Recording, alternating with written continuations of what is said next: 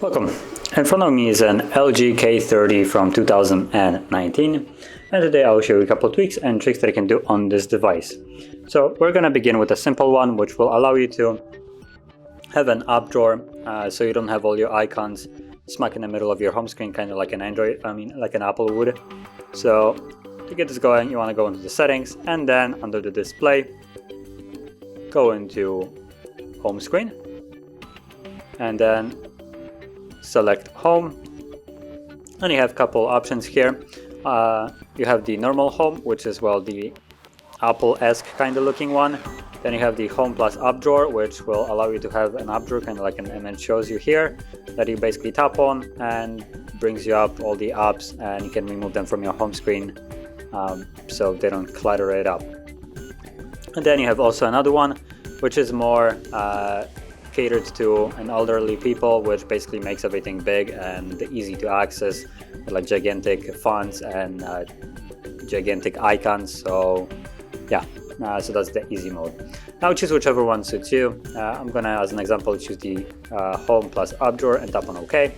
Give it a moment for it to actually reboot, and there we go. And that's basically how it looks like. So you pull up and you will have the app drawer like so. And as you can see, automatically it removes the second page where there were several folders, so that's nice. And that's about it. Now, the thing that I'm curious is, okay, so you cannot remove the icon here, even though you can just pull out the app drawer from the bottom by sliding up. But it's still a nice way of cleaning up your display.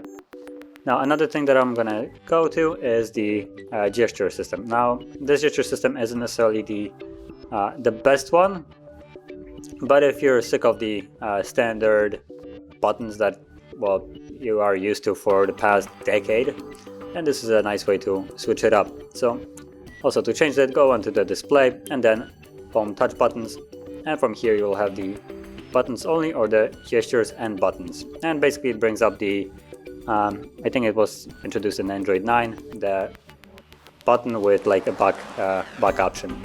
So the way this works is you tap on it, you go home, you hold it, it brings up the Google Assistant as you just seen, and you slide it up, it brings up recent. And if you want to go back, you have the back arrow. Now another thing that is nice about it is when you have the recents, you can actually slide back and forth. Once you bring up the recent, you will see that the button is still here. You can just grab it and slide it back and forth, and it basically cycles through all the apps. So a nice and quick way for you to switch in between different apps. Okay, so moving on, we're going to go into a split screen feature, which might not probably work the best on this device, considering it's fairly limited in its power, but still will allow you to, for instance, listen to music on YouTube while doing other stuff. So to get it going, we're gonna open up YouTube, and probably I should connect to network before I do this, otherwise there's nothing really can show. So let me turn that on, and okay. I'm gonna connect to some Wi-Fi.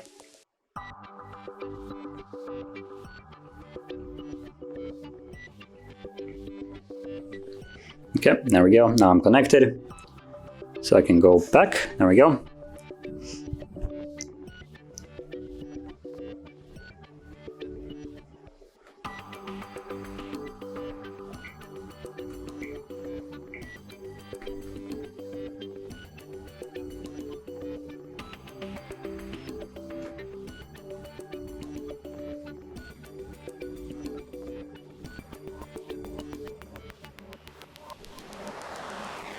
Also gonna mute the sound so it's not gonna be coming when I tap on a video.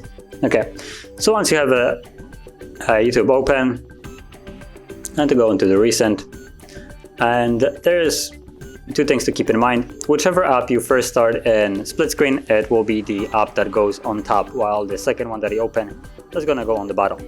So if you want to keep YouTube on top, which probably in my opinion is the best way to do it, you want to open it up first. So you'll see that there's a two bar right here. So tap on that, just tap on next and done. And you can see that it's right now up here. Now I think it went to home screen only because of the message, but normally you would have either the recent or just a way to open up additional app. This will be only visible if you press on home screen, on the home button. So from here you want to open up any kind of other app that you wish to multitask with. So for instance, I'm going to open up Chrome and resize this, and let's just turn something on that doesn't look like complete cringe. Whatever.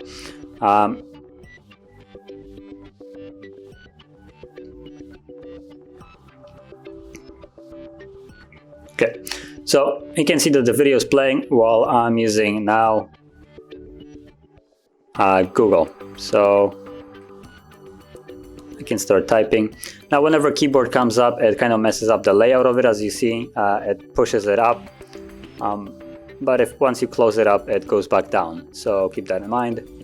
And also you can go home while the video will still be playing, as you will see some movement there. And I can normally use majority of the device. There is also one thing to keep in mind apart from everything. There are some apps that may not be capable of doing split screen. For instance, camera, I'm pretty sure will close it. So any app that is in split screen at this moment, when you open up camera, it will just quit it altogether. So let's just put it, you can see that, boom, it's just gone. So you would have to reopen the split screen again if you want to get it back. So there's several apps most certainly that don't work. I know for a fact that that camera doesn't, and yeah. So I guess test it around to see what doesn't or does work. And other thing that I want to show is, for instance, when you're a Spotify user, you normally probably clean all, and while doing so, you close your Spotify, music stops, right? So there is a way for you to actually prevent that. So let's assume that YouTube is Spotify, just as a hypothetical situation, so I don't have to download the app. But next to the split screen option and the X, you have a little thumbtack which you can tap on. It then becomes blue and it's activated. And now if we tap on clear all, you can see that YouTube stays. So if you have like massive mess of apps and you don't really pay attention that you're clearing all the apps, and for instance Spotify is one of them that you are listening to, you will close it and it stops the music. But if you have that enabled, it will keep it open, as it will stay basically open because of that pin right there.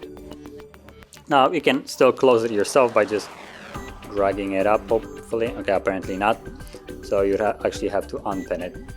And certain other devices you can actually still close it manually as long as you want to, but the moment you open it up, it goes back to pinned. But yeah, that is a nice feature just to keep stuff a little bit more like organized in a way. So you have, just for simplicity, I guess. And the last thing that I want to show is the animations. So, because like I said, this device isn't the most powerful. The system here, in my opinion, sometimes can't handle the animations. So you can either shorten them so they are shorter and, well, I guess it would look better, or also feel faster, considering you would be accessing whatever that is that you're trying to open that much faster, depending on what you choose it. Or you can just completely disable the animation, and then you won't see like any kind of laggy animation. They just won't be there at all. But to enable it, you want to go into the general and settings, and then about phone, software information, and where you see the build number, tap on it 7 times. You'll get "you are now a developer" message at the bottom right here. So you can go back to the main page of general, and you will find a new option that has appeared, developer options. Once you tap on it, well, just tap on OK, you will have access to all the developer options. And here you should find, there we go, window animation scale, transition animation scale, and animation duration scale. Now each one of those corresponds to a different kind of animation. For instance, window animation scale will be the window that will appear once I tap on it. So I have an option of choosing the speed. So this is the window.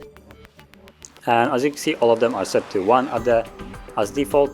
So you can set it to half speed, which will be basically twice as fast, or you can completely turn it off and now there won't be any animation. But as you probably see, there's a little bit of a jarring kind of appearance where it kind of like flickers almost because of this, to the fact that there is no animation.